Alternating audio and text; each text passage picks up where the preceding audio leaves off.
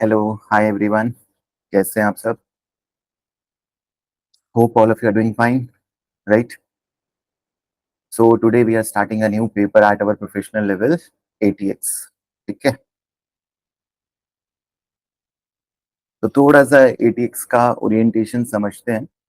क्या syllabus area है, किस तरीके से एग्जाम में टेस्ट होता है, हमारे स्किल लेवल के टेक्स्ट के पेपर से कितना डिफरेंट है। तो फर्स्ट एंड फॉरमोस्ट इतना हमें पता है कि टेक्स्ट का बेसिक पेपर जो है वो F6 है, या टेक्स्ट जो आपका स्किल लेवल पे जो पेपर है उसका एडवांस पेपर है एटीएक्स टेक्स का।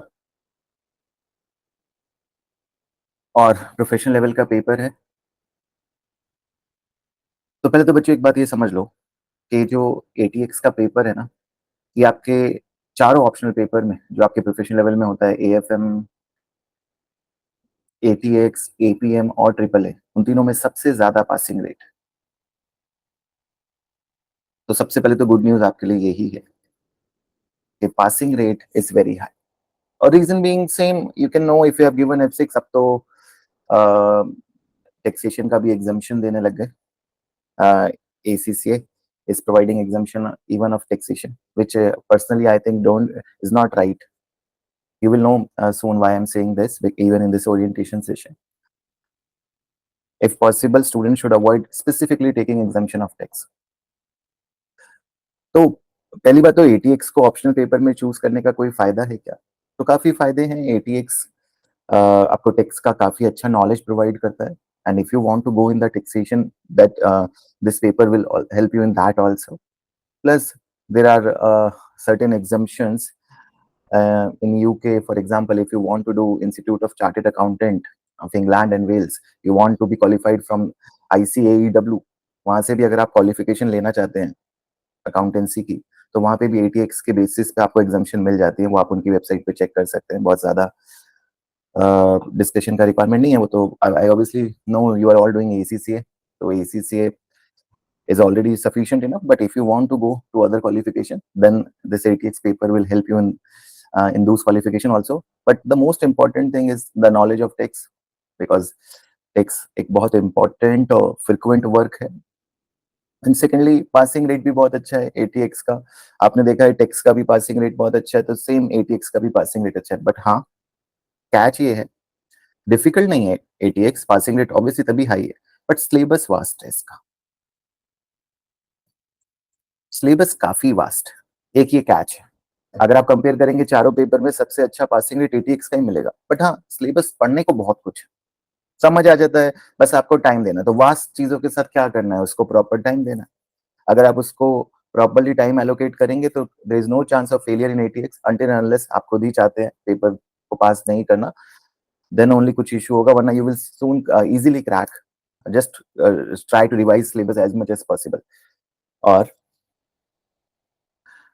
मोस्ट इंपॉर्टेंट थिंग जो मैं आपको कह रहा था ना कि एग्जामेशन नहीं लेना चाहिए, क्या है कि 60% आप जब ये एटीएक्स पढ़ेंगे, आप बुक से भी पढ़ेंगे, तो 60% और मोर देन 60% तो आपका F6 ही पूरा एटीएक्स।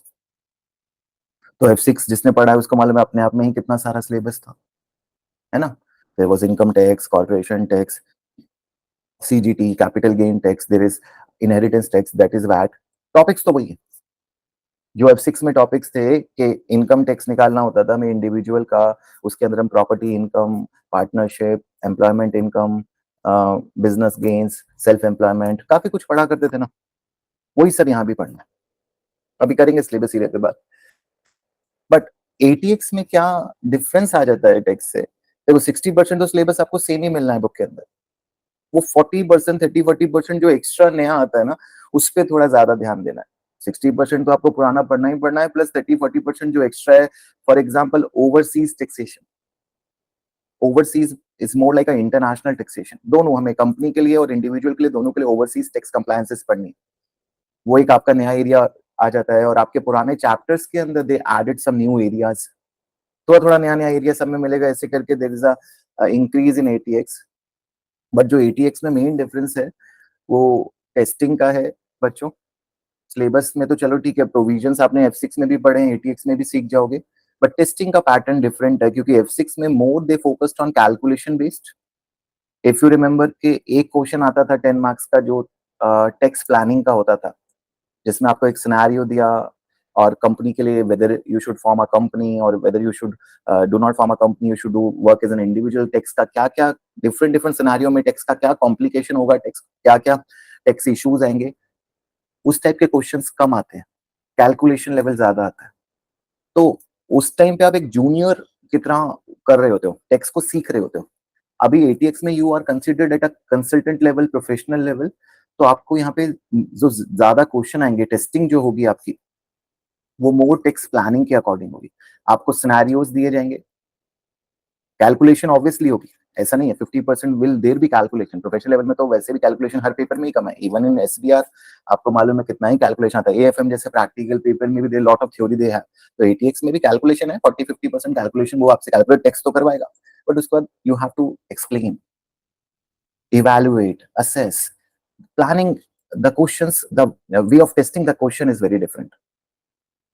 और वो भी आपको आ ही जाएगा, एक दो क्वेश्चन सॉल्व करेंगे ना, तो उसको वी विल अंडरस्टैंड कि कैसे क्वेश्चंस को अप्रोच करना है। Obviously to approach the question you have to have a coverage of various areas, like in F6 the testing is not from the individual topic, the top testing is from the combined topic। तो कैसे उनको approach करना है, कैसे उन questions को deal करना है, we will see in our classes. And also you can refer your exam kit for more understanding कि किस टाइप से क्वेश्चन आ रहे हैं। देखिए रिसोर्सेस की जहां तक हम बात करें,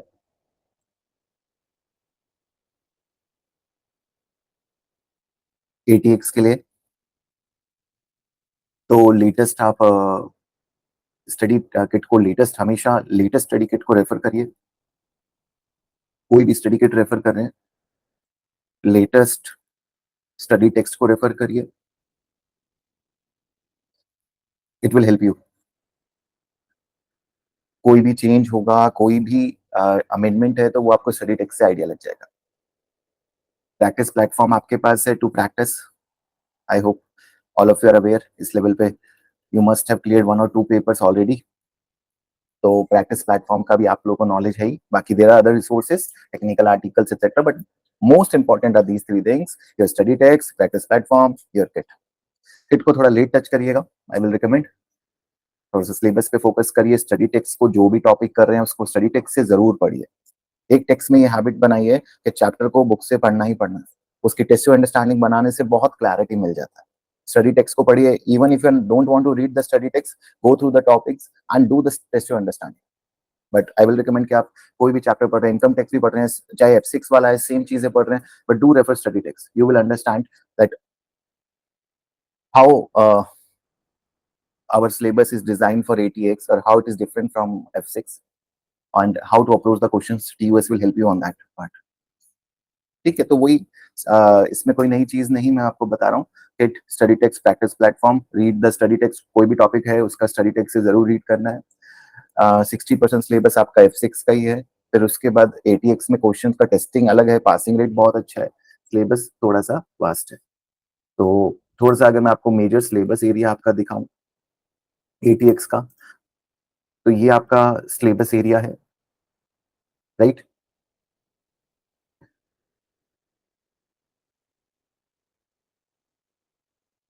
तो major major topics I have written here. काफी कुछ आपका सेम है जैसे F6 का है। ये सिलेबस एरिया आप देखो, you will not find much difference, is it. तो इंट्रोडक्शन टू सेम है जो आपने टेक्स्ट में पढ़ा, सेम टू सेम जो भी आपने टैक्सेशन में पढ़ा वही introduction to taxation. Property income same as taxation, basic income tax computation same as taxation. little bit in basic income tax there are certain new areas we will check out, but same है tax वाला। थोड़ा बहुत ATX का addition है, employment income आपका again tax, little bit ATX they have added. अगर आपको tax आता है ना, तो ATX का जो पोर्शन है वो अपने आप आपको बुक पढ़ के भी समझ आ जाएगा। तो you don't have to worry too much, बहुत थोड़ा थोड़ा सा पोर्शन है। NIC में कोई चेंज नहीं है, सेम एज टैक्सेशन।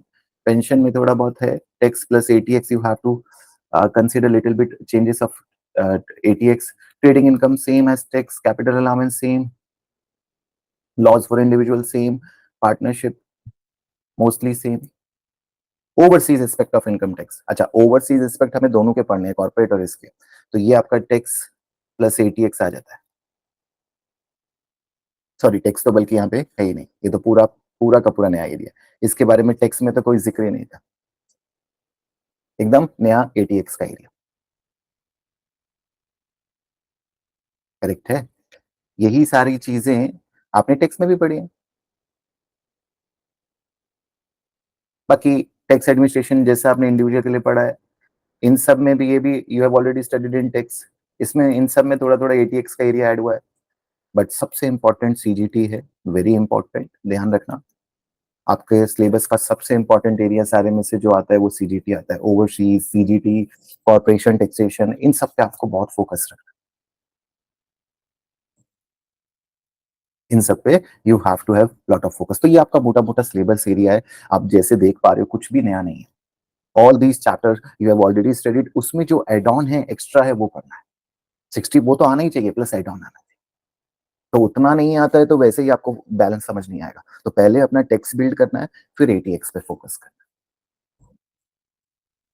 घबराने वाला कुछ भी नहीं है। हाँ, तीन चार ओवरसीज एस्पेक्ट है, वो डेफिनेटली एकदम हम अच्छे से कवर करेंगे, separately we will cover in our classes, overseas को कैसे डील करना है, सीजीटी के एडवांस एरिया, सीजीटी कैसे एग्जाम के क्वेश्चंस करने हैं, वो we will do solve classes question, you will understand कि हाउ सारे all these area are getting tested in exam.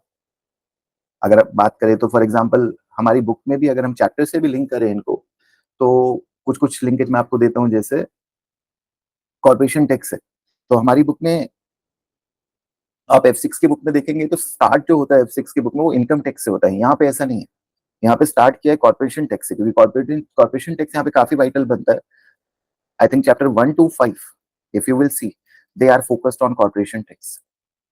आपके स्टार्टिंग के 5 चैप्टर कॉर्पोरेशन टैक्स से स्टार्ट होते हैं। ये जो आपका इंट्रोडक्शन टू टैक्सेशन है, प्रॉपर्टी है, basic employment income, these are starting from chapter 16। Check कर लेना वैसे, बट आई थिंक चैप्टर 16 से दीज आर स्टार्टिंग। आपका introduction to taxation, property, income tax, employment income, NIC, pension, trading income, capital allowance, losses, partnership, all these are starting from chapter 16, 17, 18, all these. तो जो income tax को start किया है वो chapter 16 से किया है। अब अपनी पढ़ाई ऐसा नहीं है कि चैप्टर 1 से स्टार्ट करना है। If you are doing income tax first, you can start reading from chapter 16 also. If you have completed basics of income tax, if you have completed introduction to taxation, you can read your chapter 16. If you've done property employment income, you can read your chapter 17, 18. Like this you should complete. If you have done the class, then you should go for chapter 16. Read the chapter 16, understand the change part, you don't have to worry, but at least confirm what is coming from taxation part. ठीक है, बाकी तो chapter तो आप देख ही लेंगे। जैसे inheritance tax, आई think chapter 10, 11, 12 है आपका। 10, 11 और 12 चैप्टर में आपका 3 चैप्टर में इनहेरिटेंस टैक्स कवर किया गया है। वैल्यू एडिड टैक्स आपके लास्ट के चैप्टर्स होंगे 26, 27। आपका कैपिटल गेन टैक्स भी कंपनी का अलग है और इंडिविजुअल का अलग है। सीजीटी में भी आपका chapter I think 6 to 9 after corporation tax, CGT उन्होंने इंक्लूड किया हुआ है। तो सीजीटी भी बहुत इंपॉर्टेंट है। Capital allowance all are same, most of the things are same, so there nuances the extra you have to study. आती है बात समझ? तो कॉर्पोरेशन टैक्स और इनकम टैक्स में यहाँ डिफरेंस समझ लेना। एरिया तो वही 5 है मेन बच्चों। इनकम टैक्स में एरिया क्या है? वही कॉर्पोरेशन, कॉर्पोरेट का टैक्स, इनकम, इंडिविजुअल का टैक्स, आपका सीजीटी, कैपिटल गेन, आपने कुछ सामान बेचा, कैपिटल गेन जो आया, या आपका वैट, वैल्यू एडिड टैक्स और इनहेरिटेंस टैक्स। देखो वही सारे एरिया है, उन्हीं को मैंने ओपन करके लिखे हुए हैं चैप्टर्स। बस फर्क इतना है कि चैप्टर 16 से आपका इनकम टैक्स स्टार्ट हो रहा है, 15 और 16 से, वेयर चैप्टर 1 से आपका कॉर्पोरेशन टैक्स स्टार्ट हो रहा है।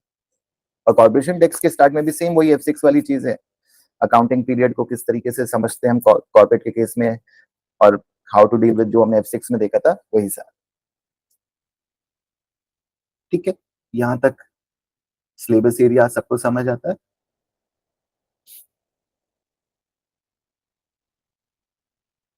देखो इसके बाद अगर हम बात करें तो हमारा पेपर पैटर्न भी एक बार देख लेते हैं।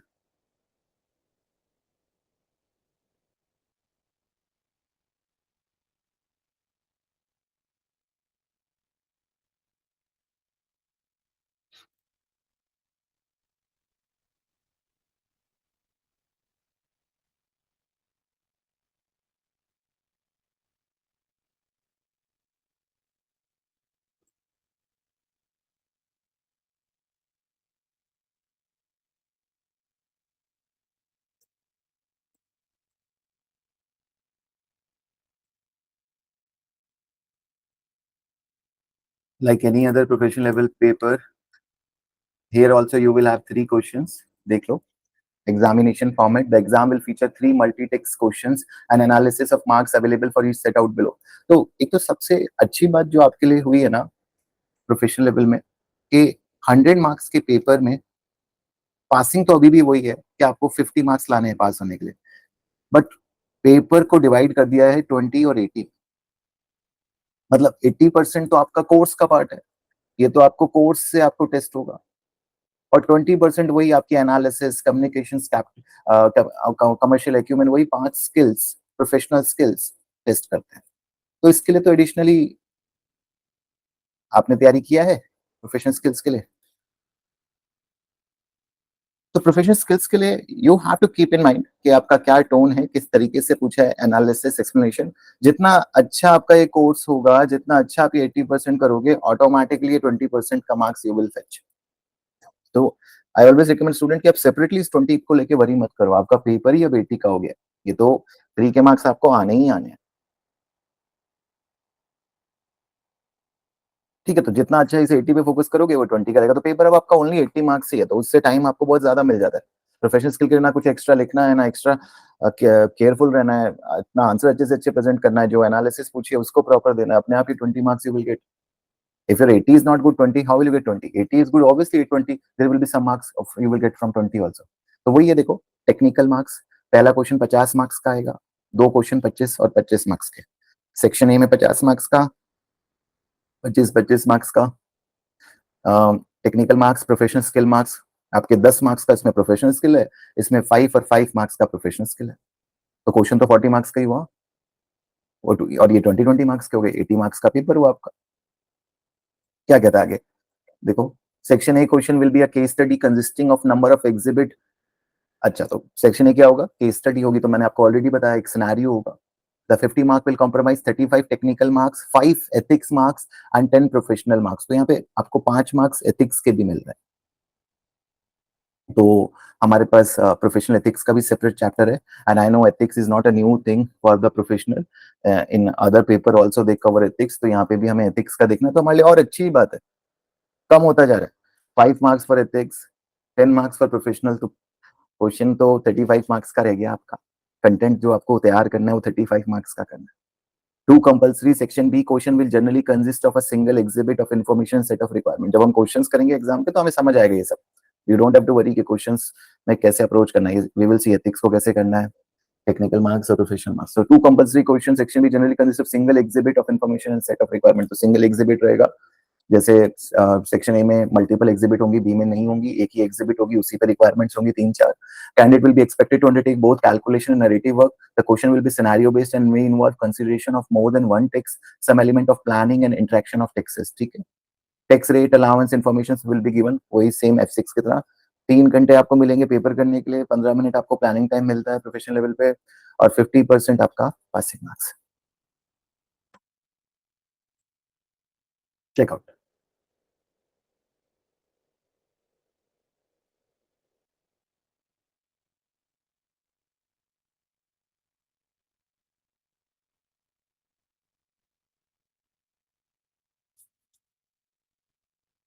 तो आपकी बात सबको समझ.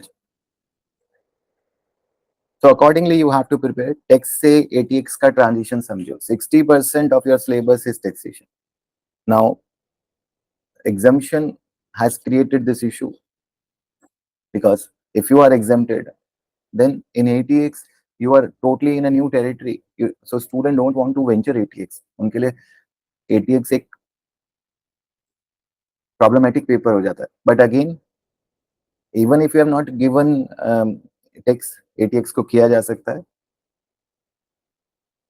क्योंकि ATX करते करते पूरा टेक्स्ट तो हमें रिवाइज हो ही जाता है, दोबारा से करना ही होता है. तो टैक्स को करना है 60-70% is taxation, then advanced taxation, and how all this are getting tested in exam, that is you have to focus. ठीक है, तो this is intro of ATX from my side, all of you. कोई doubt है, दिक्कत है तो do let me know. बाकी focus the way I'm telling you all to do your topics and then read from your study text. Okay, take care all of you. Bye bye.